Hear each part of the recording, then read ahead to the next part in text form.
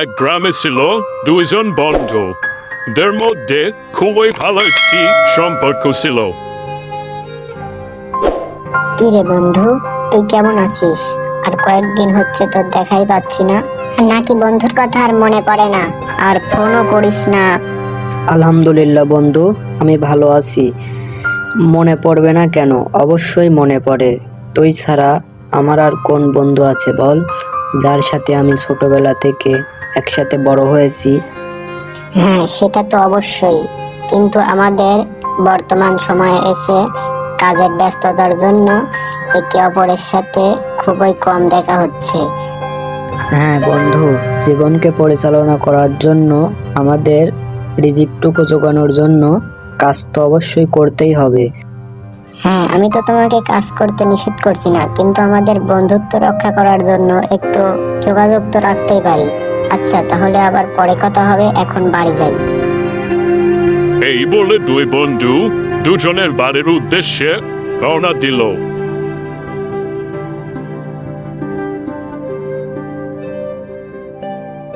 এদিকে হাবিব একদিন রাস্তা দিয়ে যাচ্ছিল। এই সময় একটি সুন্দরী বালিকা সেই রাস্তা দিয়েই পার হচ্ছিল। আহ, এত সুন্দর মেয়ে তো আমাদের গ্রামে আগে কখনো দেখিনি। এটা তো আমার বন্ধু নাইমকে এখনোই জানাতে হবে। হ্যাঁ বন্ধু নাইম, হ্যাঁ তুই কোথায়? হ্যাঁ, তুই এখনই তাড়াতাড়ি ব্রিজের সামনে চলে আয়, তোর সাথে খুব জরুরি একটি কথা আছে।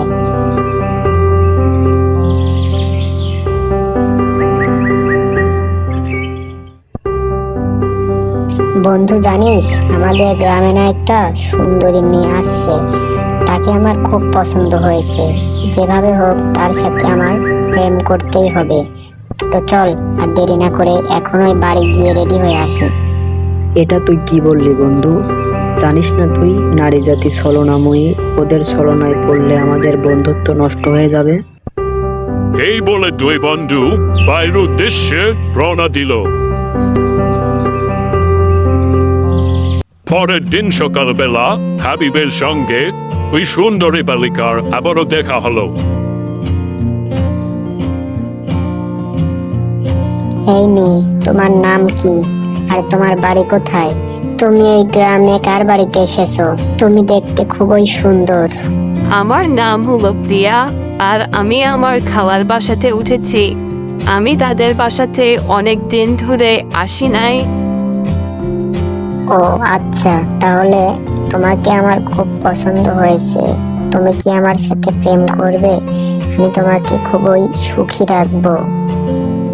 হ্যাঁ, গ্রামের ছেলে আমার খুবই পছন্দ। আচ্ছা, তাহলে চলো আমরা এখন ঘুরতে যাই। এই বলে ওরা দুইজন সেখান থেকে চলে যায়।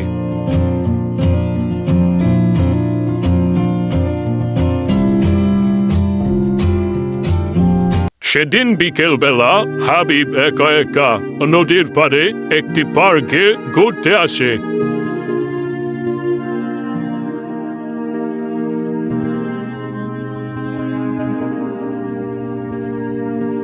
হ্যাঁ বন্ধু নাইম, হ্যাঁ তুই কোথায়?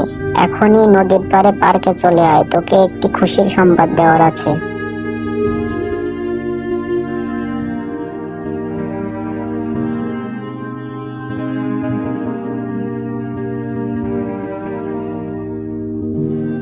আয় বন্ধু, আয় এখানে বয়। তোর সাথে আজ আমার কিছু গুরুত্বপূর্ণ কথা আছে, যেগুলো না বলে আমি থাকতেই পারছি না। তুই শোন, আমি তো ওই মেয়েটাকে পটিয়ে ফেলেছি। এগুলো কি বলিস তুই বন্ধু? তো তুই একটি মেয়ের পাল্লায় পড়লি? তোর জীবন তো তাহলে ধ্বংসের রাস্তায়। মেয়ে জাতি ছলনাময়ী, আমি তো তোকে আগেই বলেছি। না রে বন্ধু, আমরা যেরকমটা ভাবি সেরকমটা না। আর এই মেয়েটি দেখতে সত্যিই খুব সুন্দর, আর আমার ওকে খুবই ভালো লেগেছে। ওকে ছাড়া আমার বেঁচে থাকা অসম্ভব হয়ে যাবে। ওকে আমার জীবনে লাগবেই। আমি জানি তুই আমাকে সম্মতি দিবি, যেভাবেই হোক রাজি হ বন্ধু। আচ্ছা, তুই যখন এত করে বলছিস তাহলে তোর মনের বিষয়, তাহলে তুই প্রেম করতে পারিস, সমস্যা নেই। কিন্তু তোর এই বন্ধুটাকে যেন কখনো ভুলে যাস না, কারণ তুই ছাড়া আমার জীবনে আর কোনো দ্বিতীয় বন্ধু নেই।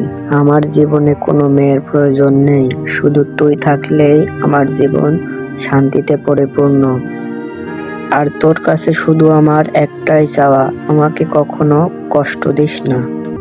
এভাবে কেটে গেল কয়েকদিন। হাবিব এখন তার বন্ধুকে ছেড়ে তার গার্লফ্রেন্ডকে নিয়ে ঘুরতে যায়। নাইমকে আর তার মনে পড়ে না। এভাবে তাদের বন্ধুত্বের মধ্যে শুরু হয় ব্যঙ্গন এবং দুজনকে এড়িয়ে চলতে শুরু করে। এদিকে নাইম একা একা ঘুরতে ঘুরতে হতাশ হয়ে পড়ে। তার জীবনে এতটা কষ্ট নেমে আসবে সে কখনো ভাবতেও পারেনি। আমার কি দোষ ছিল বন্ধু, তুই আমাকে ছেড়ে গেলি কেন রে? তুই জানিস না তুই ছাড়া আমার আর কোনো বন্ধু নেই। তুই আমার একমাত্র ছোটবেলার খেলার সাথী, তুই আমার জীবন ছিলি। আর তুই এখন একটা মেয়েকে পেয়ে আমাকে ভুলে গেলি? এভাবে তুই কিভাবে করতে পারলি বন্ধু? এভাবে নাইম আফসোস করতে করতে দিন পেরিয়ে রাত চলে আসে, কিন্তু তার কান্না গিয়েও থামাতে পারে না। তার বন্ধুকে হারানোর শোকে সে বিভোর হয়ে থাকে। এদিকে হাবিব তার গার্লফ্রেন্ডকে নিয়ে দিব্যি সুখে দিন কাটাচ্ছিল। হঠাৎ তার গার্লফ্রেন্ড একদিন তাকে জরুরিভাবে ডাকলো, তাই সে এসে হাজির হলো। কি হয়েছে প্রিয়া? আমাকে এত তাড়াতাড়ি ডাকার কারণ কি? আমি বাড়িতে কাজ করছিলাম। আসলে আমাদের বাড়িতে আমাদের সম্পর্কে বিষয়টি জেনে গিয়েছে, তাই আমার আব্বু আমার জন্য একটি পাত্র দেখেছে। আমাকে নাকি খুবই তাড়াতাড়ি তারা বিয়ে দিয়ে দিবে। এখন আমি কি করব বলো? আমার একটাই কথা, তুমি আমাকে ভুলে যাও। তুমি আমার সাথে এমনটা করতে পারো না প্রিয়া। আমি তোমার জন্য সবাইকে ছেড়ে, আমি আমার প্রিয় বন্ধুকে ছেড়ে চলে এসেছি শুধু তোমাকে ভালোবাসি বলে। এখন তুমি যদি আমাকে ছেড়ে চলে যাও তাহলে আমার জীবনে সবকিছু শেষ হয়ে যাবে। এভাবে আমি কেমন করে চলতে পারবো বলো? শুধু তোমাকে ভালোবাসি বলে আমি আমার জীবনের সবকিছু হারিয়েছি। এখন যদি তুমিও আমাকে ছেড়ে চলে যাও তাহলে আমার বেঁচে থাকা বৃথা যাবে। এখন আমি কি করতে পারি বলো? আমার তো পরিবার থেকে অনেক চাপ দিচ্ছে, আমাকে তো একদিন বিয়ে করতে হবে। আর তুমি তো এখন আমাকে বিয়ে করতে পারবে না। আর আমি তো তখন তোমাকে বলিনি যে তুমি তোমার পরিবারকে ছেড়ে চলে আসো, তুমি তোমার প্রিয় বন্ধুকে ছেড়ে চলে আসো। তাহলে এখন কেন আমাকে এজন্য দোষারোপ করছো? আমি আমার জীবন নিয়ে হ্যাপি থাকতে চাই, আমি তোমার জীবনকে হ্যাপি করতে চাই না। আমি আর এখানে সময় নষ্ট করতে পারবো না। তুমি তোমার মতো থাকো, আমি আমার মতো জীবন করতে চলে গেলাম। ভুলটা আমারই ছিল। আমি আমার বন্ধুর কথা না শুনে একটি মেয়ের পাল্টায় পড়েছিলাম। আমার বন্ধু ঠিকই বলেছিল, নারী জাতি ছলনাময়ী, এদের ছলনায় পড়লে জীবন একদম শেষ হয়ে যাবে। আমি আমার বন্ধুর সাথেই হ্যাপি থাকবো। আজ থেকে আর কোনো মেয়ের পাল্টায় পড়বো না। আমার বন্ধুর কাছে মাপ চাইলে অবশ্যই সে কখনো ফেরাতে পারবে না।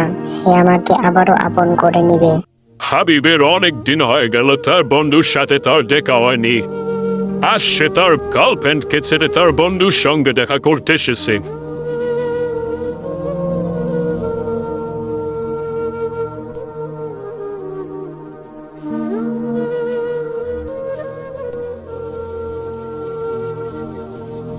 কি অবস্থা বন্ধু, কেমন আছিস তুই? আর তুই এত চিকন হয়ে গেছিস কেন? তুই কি খুব টেনশন করিস? নাইম স্বস্তি একটা নিঃশ্বাস ফেলে সেখানে বসে পড়ে। হ্যাঁ বন্ধু, টেনশন তো অবশ্যই হয়। তুই আমার জীবন থেকে চলে যাওয়ার পর আমার ঠিক মতো খাওয়া ঘুমানো কোনোটাই হয়নি, তাই আমার শরীরের এই অবস্থা। আর আমার জীবনের সবচেয়ে বড় ইমোশন হলো তুই। আর সেই তুই যদি আমাকে ছেড়ে যাস তাহলে আমি কিভাবে ভালো থাকবো বল? তাই আমার শরীরের এই অবস্থা। তো আজ কেন ডাকলি বল? হ্যাঁ বন্ধু, আজ আমি বলবো। আজ আমার সর্বস্ব দিয়ে আমি তোকে বোঝানোর চেষ্টা করব। আমি আমার জীবনের সবচেয়ে বড় ভুল করেছি নারীর ছলনায় পড়ে। আমি তোর মতো বন্ধুকে ছেড়ে আমি ওই মেয়ের কাছে চলে যাই, তাই আমার পাপের শাস্তি আজ এই পরিণতি। আজ তাহলে আমার এই বন্ধুর কথা মনে পড়েছে, তাই না? আজ ওই মেয়ে ছেড়ে চলে গিয়েছে জন্য তুই আমার কাছে এসেছিস। আর যদি সে না আসতো তাহলে কি আর আমার কাছে আসতি না? এভাবে কখনো কাউকে ভুলে যেতে নেই। একবার তার কথাটাও চিন্তা করতে হয় যে তাকে ছাড়া সে কিভাবে চলতে পারবে।